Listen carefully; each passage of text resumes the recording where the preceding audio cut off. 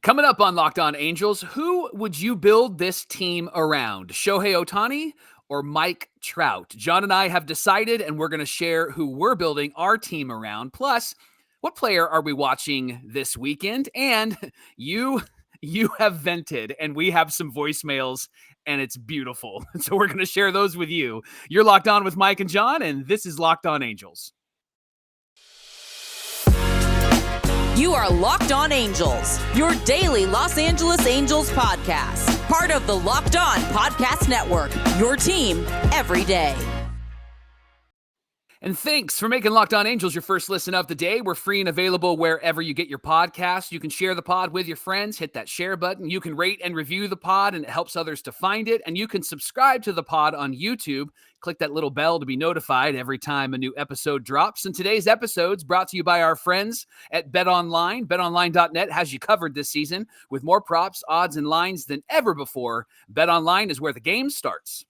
Hey, we're glad you decided to join us for this edition of Locked On Angels, where it's your team every day. We appreciate you taking the time to hang out with us, spend some time with the Super Halo Bros, the Frisch Brothers. My name is John, and that's my brother Mike. And my name is Mike, and that's my brother John. We are lifelong fans of this Halo team through thick and thin, through the good and the bad.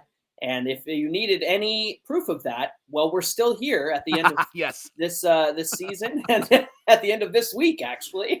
This is proof that we are fans because we're still talking about it. We still have smiles on our faces. We still have joy in our hearts, and our team is terrible. Love it. Hey, Mike, you and I wanted to ask the question today, who would you rather build around, Mike Trout or Shohei Ohtani, and why? Well, you and I put our heads together, and we got together and thought of who we'd want to build around. Listen, you and I are huge fans of Mike Trout. We have been since he's come up. He's been the face of this team since he debuted, honestly. And then in 2012, his rookie season, just crushed it. But the thing is, they've had 10 years to build around Mike Trout. And this front office, this ownership, seems to have failed in that regard. Right. And haven't done a very good job of building around him. So while we wouldn't take away Mike Trout, we wouldn't discount anything that he's done, and we still like him to be part of this team for the foreseeable future, which he is. He's got that long-term contract. I don't think he's going anywhere. We decided, what would it look like to build around Shohei Ohtani? Let's put on our GM hats and front office hats and see how this goes. So why don't you start us out? What would building around Ohtani look like for this Halo team? Well, let's start with the obvious. We really like Shohei because he plays every day, and his day off is intentional if he ever does take a day off. I mean, this guy's in the game. He fouls the ball off his thigh, and then he hits a double, and he's fine. Or he gets bags. Yeah, he gets stomped on by a Mariners pitcher, and he still stays in there and hits another double or triple, right? Like, so this guy is just made of steel, and he's Superman, not a unicorn. He's Superman. And so he plays every day, and he's always improving. And Johnny, I don't know if you saw this article or not, but they talked about, it was The Athletic, talked about how Shohei debuted a new slider in his last start. Like, that's a leader, John. That's somebody who is already really great, and he's trying new things. He's a draw. And that's why we've decided to build around him. People will come to see him perform, even if the team is terrible. And so here are some specific ways that we would build around Shohei.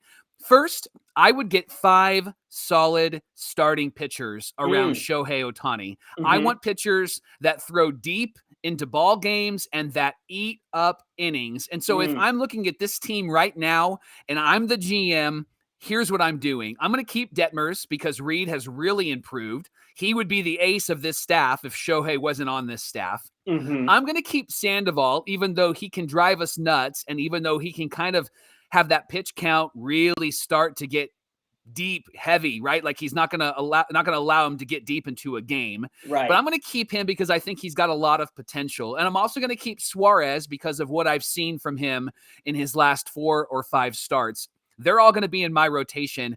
And then I'm going to bring Michael Lorenzen back because I think I can get him on a easy deal, a deal that's not going to break the bank. And Lorenzen's going to eat up some innings. And here's the benefit with Michael. If he's not a great starter, you can throw him into the bullpen.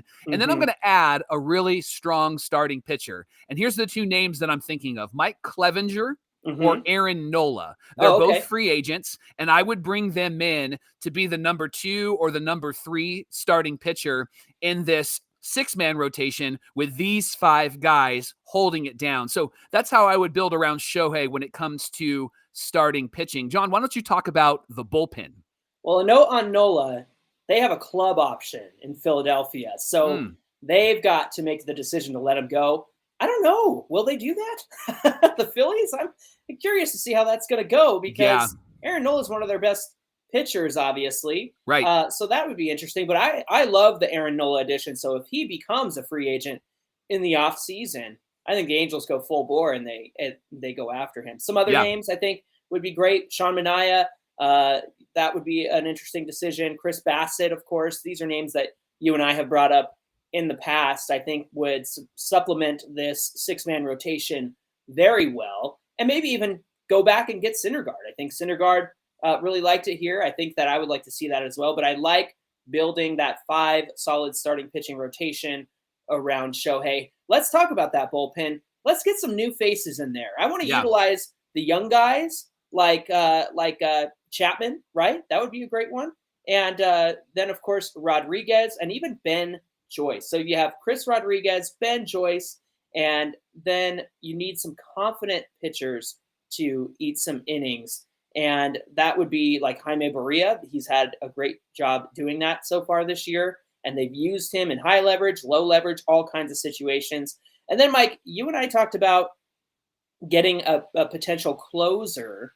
And perhaps we could get Edwin Diaz. This got brought up in a voicemail a couple of weeks ago, and we kind of just had come off the Raisel Iglesias discussion and how expensive he was. Now, if Edwin Diaz is affordable, then I think that would be an option there. And it wouldn't, if it wasn't something that was like a long-term thing, I think that would be a great decision because you want somebody to lock down the back end of that bullpen.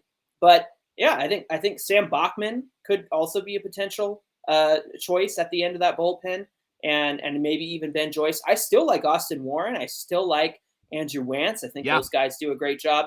Let's get back Archie Bradley. We like Archie Bradley, and he's the only one who had some swag and some fire on the mound. And so we know that we have another year of Tepera, another year of Loop. So you really have a lot of options. But as far as utilizing the young guys, did I say Chapman? I meant Bachman. I didn't mean to say Chapman. Yeah, that's my fault. I put that in the notes, and I think that was the autocorrect. It went from Bachman to Chapman. So that's my fault. You can blame that one on me. There we go.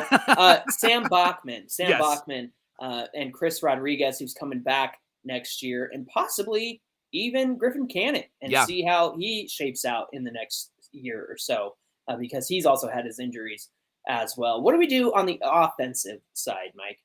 I'm going to get a bat, and I'm going to get a bat that is a high contact guy that doesn't strike out a lot. I need a high average. I need someone who's going to get on base for Shohei. Andrew Benintendi is a guy that's out there. He can play outfield for us. He's got a great arm. He plays great defensively. And then obviously we've talked about Trey Turner, that type of player at shortstop, maybe a Dansby Swanson, perhaps we can bring him in, and he's going to be a free agent. And so those are the types of people that I would bring in to get a bat. And then when we're talking about Shohei, Johnny, if we're going to build around him, I'm going to give him a deal where he's paid well, but he has options. And so I would start by offering him maybe a shorter deal with opt-out options, maybe after 2 years or after 3 years. So throwing this out there, please don't judge me, Angel fans, but like a 7-year deal with an opt-out after year 3. And I'm paying him $40 million a year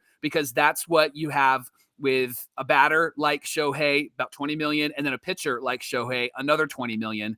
So I'm paying him about $40 million a year with a couple of opt-outs if he wants to get out of his deal, if the Angels haven't proven to him that they're going to win. So that's what I would do with the lineup. That's what I would do with Shohei's deal.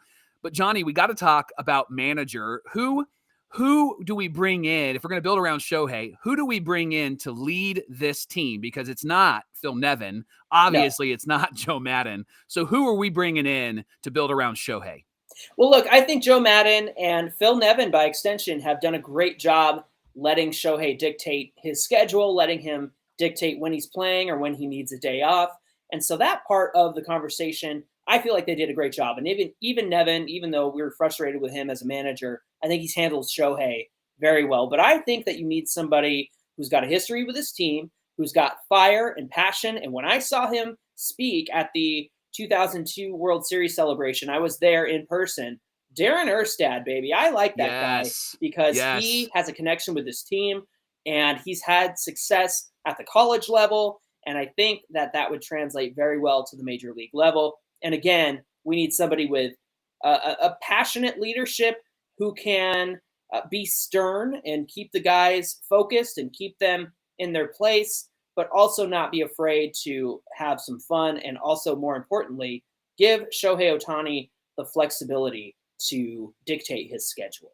Yeah. And then the last thing I think that you and I both agree on, if we're going to build around Shohei, we're going to go over the luxury tax and we're going to spend money on players. And this is going to help us win. And money, when you spend money, you make money, and you're going to make money because you're going to draw eyes to the product and people are going to show up. And I know that all of the resources aren't just dependent on people showing up, but the Dodgers are an example of what happens when you spend the money. Their stadium is packed, even when it's like a Wednesday afternoon game and it's 100 degrees outside. People are there to watch this team. And so that's what we're going to do if we're going to build around Shohei. We're going to get some bats. We're going to get some pitchers. We're going to really stack that bullpen. We're going to pay Shohei, and we're going to go over the luxury tax because we think that this is a guy that you should build around. And I think that this is a commitment that the Angels will not regret making if they decide to build around Shohei Ohtani in the coming years.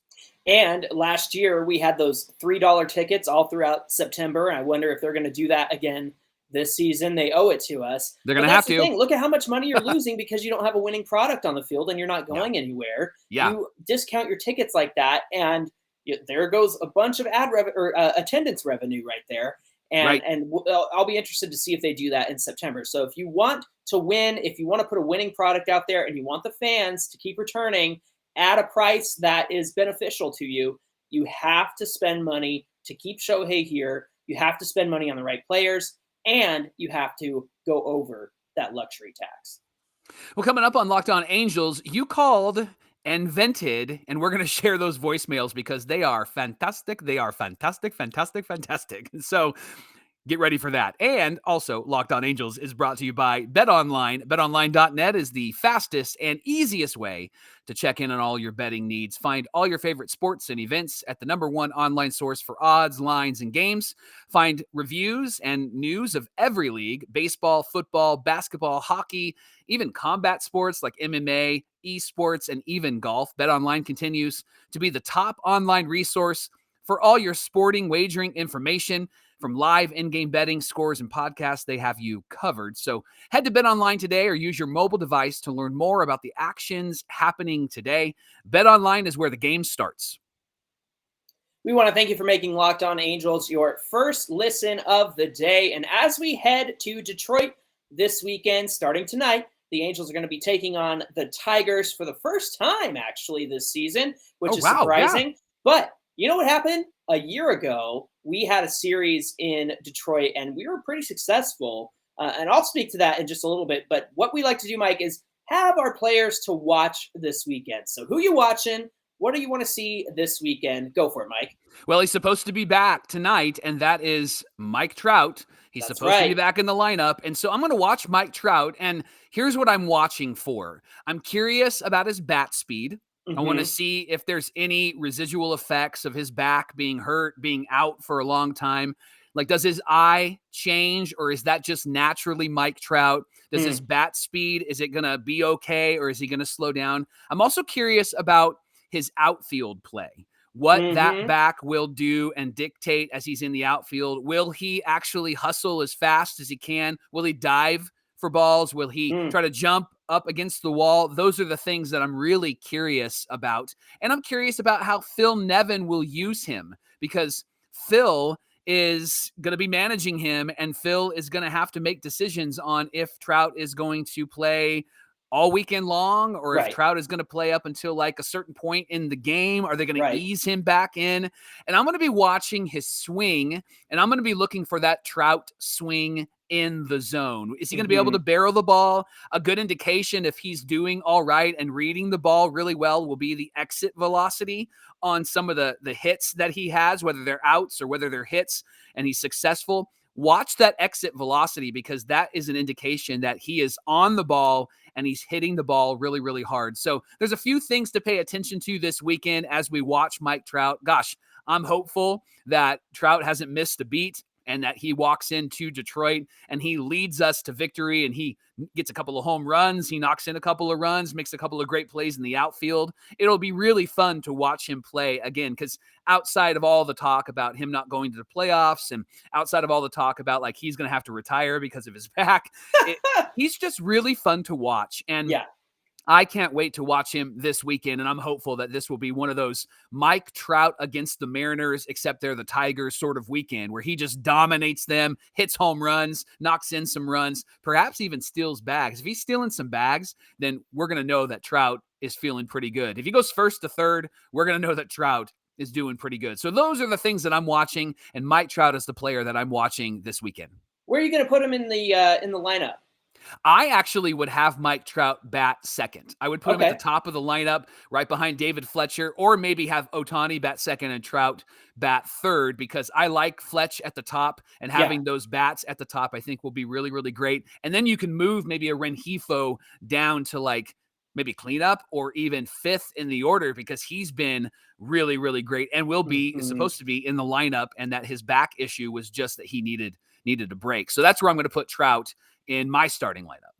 You know, I was thinking yesterday we got the news Steven Duggar. It did get sent down to AAA, so this is a pretty good indication that Mike Trout will be good to go this weekend. Now, speaking of outfielders, the player I'm watching this weekend is Jo Adell. I know you picked him last weekend, but I'm curious as to what's going to happen, because do you remember 1 year ago we were in Detroit and Jo Adell helped the Angels come back from like a 9-1 deficit, and we had the Angels come all the way back. We had that call, and Jo Adell was part of that because he hit the go-ahead grand slam. That's right, I remember Detroit. that. And so we had an epic comeback victory. Now I'm curious to see what's going to happen this weekend, given that Mike Trout is back. If you want runs, if you want offensive production, you got to have Jo Adell in this lineup. Now, that's not to say that Magneuris Sierra hasn't been producing. In fact, when he gets on base, it's usually a pretty good indication that he's going to score. And so I imagine the time will be split somehow between Jo Adell and Sierra. But I want to see Jo Adell start all 3 games. And I want to see Sierra come in perhaps as a pinch runner, a defensive replacement for Trout later on in the game, as you mentioned, just to ease him back into the role that he's in this weekend. But Jo Adell's got to be in this lineup all 3 games. I know he hurt his finger, but hopefully he has recovered from that and can be in the outfield. Because Duggar was sent down, it seems like Jo Adell will also be ready to play this weekend. So I'm looking forward to seeing what he can do. We know he can swing the bat well. Let's get him some starts this weekend, and let's take this series against the Tigers and turn around this awful, awful week that we've had. Locked On Angels is brought to you by Liver Health Formula. Did you know that the key to sustainable weight loss is through your liver? Well, if you didn't, you now know. And if you've been listening all week, you certainly know, because we've talked about this all week. A lot of our modern diets are rich in unhealthy processed food, and most of it has overworked our livers. But now it's easy to rejuvenate your liver health and reignite your metabolism thanks to Liver Health Formula by Pure Health Research. Liver Health Formula contains 8 liver-boosting super nutrients that work together to wake up a sluggish liver, and it turns it into a toxin-flushing, fat-burning machine. No more bloated belly, no more uncomfortable digestion, no more feeling tired and having low energy all the time. And best of all, Liver Health Formula makes it easier to maintain a healthy body weight long term. And as a listener of this podcast, you can try Liver Health Formula risk-free today. And when you do, you can claim a free bottle of CurbFit. CurbFit is a safe and natural appetite suppressant, and it makes it really easy to say no to those unhealthy foods. And so if you're interested in this, we would love for you to visit getliverhelp.com/MLB. Again, getliverhelp.com/MLB. Try Liver Health Formula completely risk-free and claim your free bottle of CurbFit with your order. Again, that website is getliverhelp.com/MLB. Get started. Go there today. We are going to start a brand new tradition here on Locked On Angels. Every Friday, we want your venting voicemails. Now, you know, we do Monday mailbags where we're talking about the Angels and we respond to those. But look, it's been a rough season and we just want you to vent. So if you want to give us a call, 714-409-6396 to vent and share your venting voicemail. Just know that it won't be part of Mailbag Monday. It'll be part of the venting voicemails on Friday. So let's go into the weekend and let off some steam, Mike. Here we go with our first venting voicemail. I'm ready. Hello, my name's Bronson. I'm from Orange County, and I just want to say, can we please DFA Jesse Chavez? This guy has been in the big leagues for God knows however long, and every time I watch this guy pitch, the game just gets worse. Like, I already thought that the game was already going on a decline as we were going into the eighth, and when I saw Jesse Chavez walk out, I knew it was about to get worse. And we end up losing 8-2. All I'm saying is, I'd rather him be DFA'd than him even be on the team taking up a roster spot. That's all. Thank you. Love the podcast. Love listening to it. Go Halos. 2023 is the season. Let's do it. Booyah. Bronson from Orange County. I love that, Mike. He ended with a booyah. Booyah. Shout out to Stu Scott. I just knew Jesse Chavez, that this was going to get worse. That made me laugh. That is what every Angel fan felt like. And so I am with you, DFA. Like send him away, because for some reason he cannot pitch when he is in an Angel uniform, but can pitch everywhere else. He's like this year's Steve Cishek, where we were just so frustrated with that guy.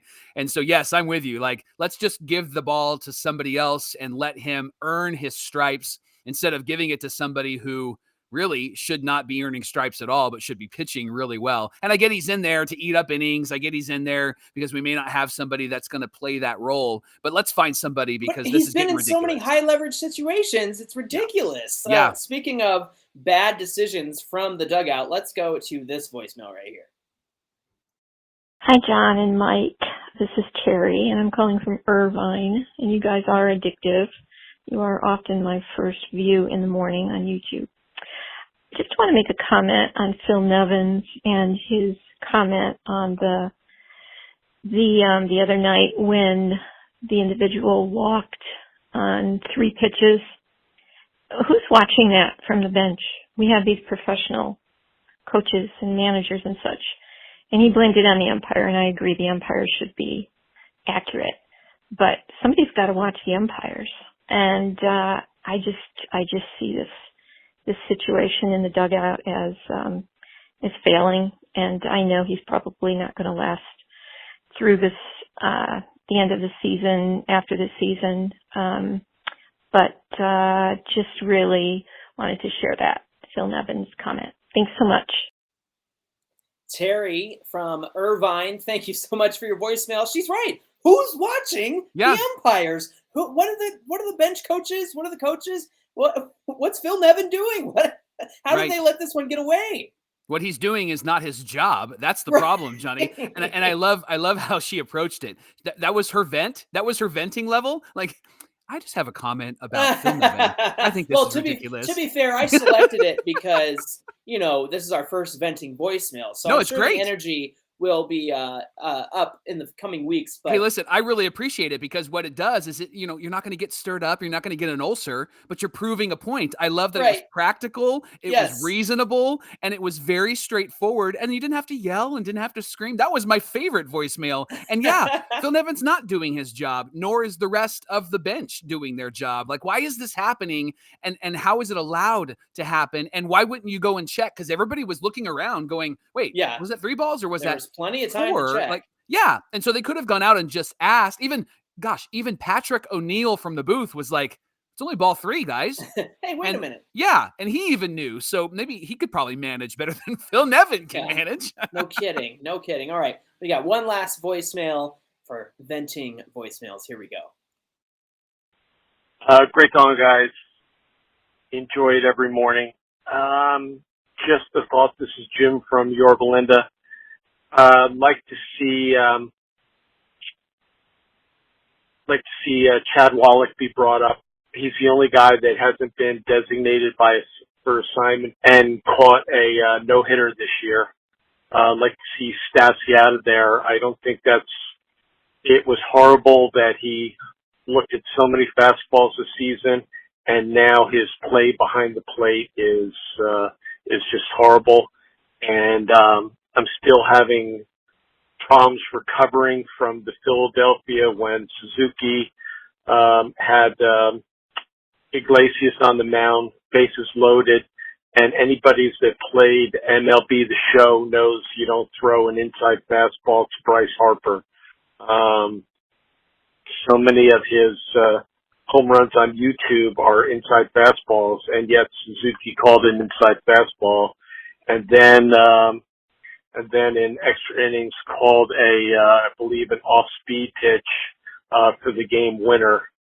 And that reminds me of Sosha, who in one season on 0-2 counts, his catchers and pitchers gave up 24 home runs on 0-2 counts on curveballs.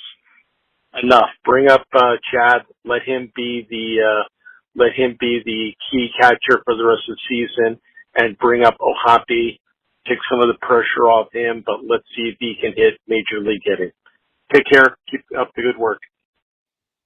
Jim from Yorba Linda, thank you for your voicemail. Why has Chad Wallach been sitting in AAA when our catchers have struggled so much? Stassi struggled so much. You know what I think it is, Mike? I think they gave Stassi the extension, and they don't want the optics of sending him down to AAA to work on some things, which I think is a total wrong approach to fixing and helping a player.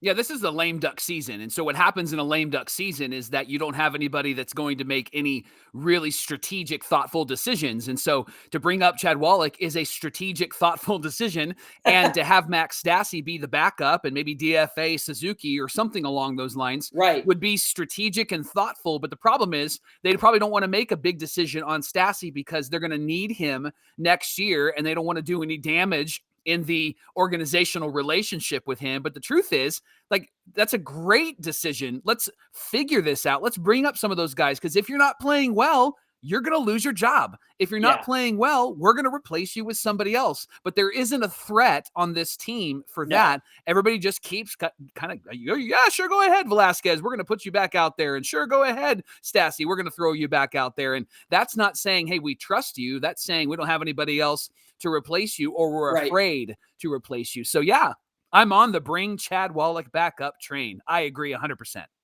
I do too, and I think that next year it'll be an interesting situation because we're going to want to see Ohtani probably with this team, if not at the beginning of the season, by like June or something like that. Because, man, that guy is just crushing it. And I like what Jim said. Let's see if we can hit some major league talent. Like, bring him up for a week or so this season and just give it a try, because what do we have to lose? We have nothing else to play for except to see what these guys have. And the fact that we've let Max Stassi and Suzuki just run this ship for as long as they have, man, he's right about that Philadelphia thing and pitching inside to Bryce Harper. Good grief. What a mistake that was. And that's why he hit that grand slam. So give these guys a try. You have nothing else to lose this season. And I love Kurt Suzuki. Maybe he could be a coach at some point.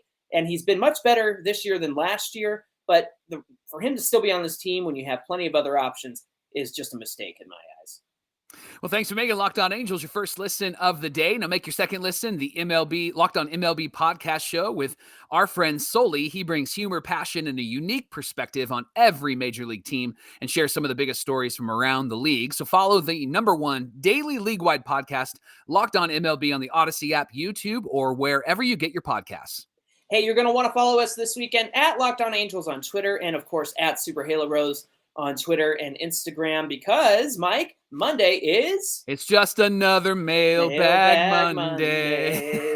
Yeah, send us your questions, your thoughts, your 2023 plan, who you would build around. And, of course, you can always give us a call, 714-409-6396.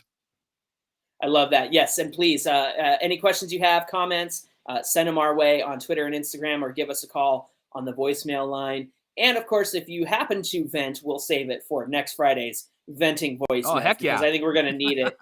Something tells me we're going to need it by next Friday as well. Yep. So in the meantime, you guys have a great weekend. Let's go Halos this weekend in Detroit.